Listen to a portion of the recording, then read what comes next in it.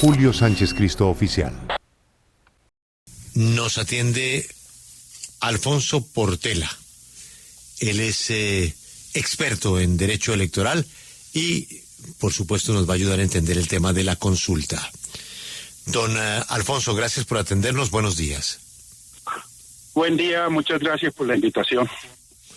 ¿Usted nos podría explicar de la manera más sencilla cuáles son los pasos a seguir después del anuncio del presidente? Es decir, ayer él dijo, me voy a la calle, voy a consultar con el pueblo. Para consultar al pueblo, ese formulario, ¿qué camino debe seguir antes de que se imprima? Bueno, Julio, es importante tener en cuenta, como lo dijo la Corte Constitucional en la revisión de constitucionalidad de la Ley 1757-2015, que una de las formas de zanjar las diferencias entre el Ejecutivo y el Legislativo es la consulta popular, es consultarle al pueblo temas de trascendencia. En ese orden de ideas, el presidente de la República, con la firma de todos los ministros, envía al Senado de la República la petición para que opine, se manifieste sobre la conveniencia de convocar a la ciudadanía a una consulta popular. Y esto, pues, ese es el primer paso que se hace a consultar al Senado de la República. El Senado de la República, con mayoría de los miembros del Senado, la mitad más uno de los presentes en el momento en que te va a tomar la decisión, se manifiesta si es conveniente la consulta o no, y si la aprueba, sencillamente dentro de los 8 días siguientes al concepto del Senado, el presidente de la República convocará la votación de la consulta popular, que debe realizarse dentro de los 3 meses siguientes. Entonces, en ese orden de ideas, pues sencillamente, ya una vez con el concepto favorable del Senado de la República, pues se procede a elaborar todo lo necesario con respecto a la consulta, que de paso es bueno decir que requiere una participación muy exigente, que es la tercera parte del censo electoral, y que de esa tercera parte del censo electoral, la mitad más uno, apruebe cada una de las preguntas. Es bueno recalcar, Julio, que el artículo 38 de la Ley 1757 establece que no pueden ser objeto de consulta proyectos de articulado. Entonces, aquí el manejo que se le haga al texto es, digamos que tal vez la almendra del asunto, porque para poder meter una reforma laboral en un texto de consulta va a ser bastante difícil. ¿Por qué? Porque a los ciudadanos no se les puede poner en consideración textos, sino, las preguntas deben ser claras, para que una vez esas preguntas que se refieran, por ejemplo, en este caso, a la reforma laboral, y siendo aprobadas por la ciudadanía, vayan al Congreso y se conviertan en ley. Es más o menos el recorrido que debe hacer la consulta. Digamos que es un mecanismo fácil de activar, y todo está en el formato que se ponga a consideración de la ciudadanía. Sí, doctor Portela, organizar una consulta nacional es costoso y pues se ha dicho que logísticamente también es muy complejo. ¿Usted cree que tiene el gobierno, en medio de esta crisis fiscal, los recursos y también esa capacidad para llevarla a cabo en el año y medio que le queda? Pues sí, digamos que los tiempos le dan. Si, por ejemplo, en la próxima semana se pone en consideración del Congreso, del Senado de la República, para la aprobación, porque también el Senado tiene límites. En un mes tiene que pronunciarse sobre la conveniencia o no de la consulta. Y fíjense que 8 días después el presidente convoca la votación dentro de los 3 meses siguientes. Quiere decir que en el solo año 25 tranquilamente se puede llevar a cabo la consulta. El costo de la misma, pues estamos hablando de más de 100.000 mesas, valdrían, yo creería que por encima de los 500.000 millones de pesos, teniendo en cuenta un factor importante. Mire, el escrutinio de la tarjeta de consulta puede resultar un tanto complejo en la medida de que el texto que se ponga a consideración de los ciudadanos, pues sea extenso, pues por cada pregunta va a haber un escrutinio. Entonces, digamos que aquí hay que hacer un montaje, digamos, bien delicado. Debe haber una pedagogía bastante amplia, no solo para los jurados de votación, para las mismas comisiones escrutadoras, con el propósito de que el resultado de la consulta pues se haga de la manera adecuada, y por eso el montaje necesario, no solo desde la parte tecnológica, sino también de la parte pedagógica, debe ser muy significativo para que esto no vaya a tener tropiezos. Pero digamos que el camino desde los tiempos de la realización de la consulta popular son muy cortos. Sí, doctor Portela, usted nos ha dado algunas luces sobre los temas que eventualmente podría incluir esa consulta popular, pero también usted sabe que aquí la gente se puede poner creativa y pueden intentar meter toda clase de asuntos. ¿Cuál es el límite, por ejemplo, para temas como una revocatoria de un mandato o para una reelección, si es que esa puede ser una posibilidad? Aló, estoy perdiendo la comunicación. ¿Me repite la pregunta, por favor? Sí. Le preguntaba sobre los límites en los temas porque pues pueden surgir distintas inquietudes, o a alguien se le puede ocurrir meter en esa consulta popular varios temas, como revocar un mandato o incluso permitir la reelección. ¿Eso puede ser posible por ese camino? No. Estos temas, para hablar de reelección, por ejemplo, empecemos por la reelección. La reelección tiene un protocolo específico y está establecido en el acto legislativo 02 de 2015. Quiere decir que la ruta de la consulta popular no puede ser, la reelección no puede ser objeto de consulta popular, porque habla de unos protocolos totalmente diferentes en el tema de reelección. Y las consultas populares son para preguntarle a la ciudadanía temas de trascendencia nacional. El tamaño, la ley no establece un tamaño de la cantidad de preguntas. Yo creo que si uno quiere sacar adelante una consulta, pues no debe ser compleja.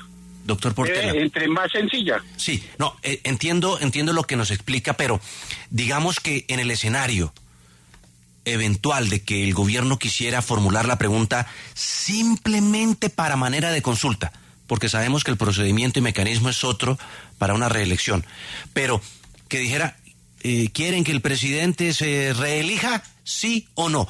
Como para ir pavimentando el terreno a futuro y decir, miren que la gente sí quería, hagamos ahora sí, qué sé yo, un referendo.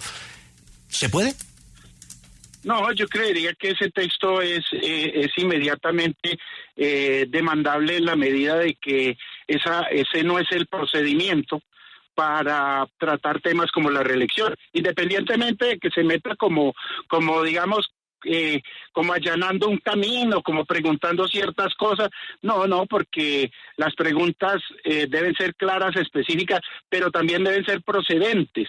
Y entonces la reelección tiene un protocolo específico, por ende, si se pone a consideración de la ciudadanía, pues tendría que tener un reparo en la medida de que no es procedente hacer ese tipo de preguntas en una consulta popular. Eso tiene unas reglas. Entonces, digamos que tanto textos legales como ese tipo de preguntas, como la Asamblea misma Constituyente, no es la ruta a través de una consulta popular pura y simple. Entonces, ahí tendría un filtro que lo podría hacer la misma Corte Constitucional o, en su eventualidad, el mismo Consejo Nacional Electoral cuando se trate del diseño de la tarjeta electoral. Hay cosas que no son procedentes y por ende no pueden involucrarse dentro del contenido que se le va a poner a consideración de la ciudadanía. Doctor Portela, hablando precisamente de estas reglas y pretendiendo que no se excedan los límites, ¿existe alguna especie de veeduría o discusión de estas preguntas antes de, ejemplo, el Congreso puede realizarle modificación o la Corte Constitucional a la pregunta que realice finalmente el gobierno o a las preguntas? Pues digamos que si bien es cierto no hay ese filtro previo como ocurre por ejemplo con una consulta de orden territorial o como ocurre con un referendo, o ocurre con ciertos mecanismos que tienen ese filtro previo a través de la rama judicial, es viable que en una eventualidad donde se apruebe un contenido que no reúne los requisitos de ley, pues sencillamente sea retirado del contenido que se le va a poner a consideración de la ciudadanía. Entonces yo creería que desde el mismo Consejo Nacional Electoral y la Corte Constitucional o un juez de tutela podría en un momento determinado hacer ese filtro. Yo creería que el Congreso de la República lo único que está llamado es a verificar la conveniencia, pero no lo veo haciéndole filtro a las mismas preguntas, porque no tendría ningún sentido que el gobierno llame a consulta popular a los ciudadanos cuando precisamente la situación particular que se presenta en este momento es que hay una fricción entre el Ejecutivo y el Legislativo. De todo lo que nos ha dicho usted con conocimiento, ¿qué cree que es lo más complicado de este proceso? Y hay algo que me llama la atención, o sea, pero dígame usted, ¿qué cree usted que es lo más complicado de todo este proceso a partir de lo que nos ha dicho? Félix, estructurar el texto. Estructurar el texto, ¿por qué? Porque ahí hay unas condiciones particulares. Usted no puede poner a consideración, por decir algo, la reforma laboral, entonces preguntarle a la ciudadanía, ¿está de acuerdo que se apruebe la reforma laboral que se hundió en el Congreso de la República? Eso no se puede presentar así a los ciudadanos. Entonces, pero tampoco se puede poner el articulado. Entonces, imagínese una reforma laboral, que hablando de horas extras, en fin, una serie de temas, poderlos diseñar de tal manera que no sean un texto jurídico, o sea, un texto normativo, y que la ciudadanía se pronuncie sobre esos temas específicos. Yo creo que la dificultad que va a tener el gobierno es poder diseñar los textos, primero para que no se conviertan en un ladrillo y sea un tema muy extenso que agote la ciudadanía. Y mire, hay una cosa muy particular que yo lo viví en el año 2003, que mucha gente decía, no, eso es muy complicado, yo por allá no voy a pasar una vergüenza, yo no sé cómo votar, en fin, todo ese tipo de cosas, y como las decisiones en bloque no están permitidas, entonces la parte más difícil es el diseño de las preguntas que se van a poner a consideración. Doctor Portela, pero si se le pregunta a la gente, oiga, ¿quiere usted que le suban el sueldo? Las horas extras, las horas nocturnas, pues la gente va a responder que sí. ¿Eso cómo se controla? No, digamos que las preguntas deben ser claras, específicas, y no deben tener ese tipo de contenido, porque están induciendo al elector a inmediatamente a decir que sí y a participar. Y recuerde que la abstención también es un factor de participación, y por ende las preguntas deben estar diseñadas de tal manera que no produzcan ese tipo de inducción. Ahora, exregistrador Alfonso Portela, entendiendo que las preguntas se tienen que hacer muy, muy bien para que estas luego vayan acorde con el texto de reforma, el Congreso de la República queda con camisa de fuerza para aprobar lo que se votó en esa consulta, o teniendo en cuenta que la pregunta será, entre comillas, abierta a interpretación, pues entonces se podrá dar el debate sobre sí queremos horas extras, pero entonces nosotros no la vamos a apoyar de esta hora a esta hora, sino de esta hora a esta hora. Es decir, igual habrá espacio para debate en el Congreso que pareciera no le gusta al gobierno. Sí, digamos que esa camisa de fuerza no es absoluta. Digamos que el contenido de una pregunta que termina siendo aprobada por los ciudadanos y que necesariamente su desarrollo necesita una ley, pues obviamente ese desarrollo pasará por el Congreso de la República y se podrán presentar esas circunstancias. Lo que no se puede es negar el factor principal o sea, el efecto principal de la respuesta ciudadana. Entonces, digamos, no es negar las horas extras, no es negar el cubrimiento del reconocimiento de la hora extra, pero si no se fijan unos porcentajes, pues imagínense que ahí habrá un espacio abierto para que el Congreso también tenga esa flexibilidad de discusión.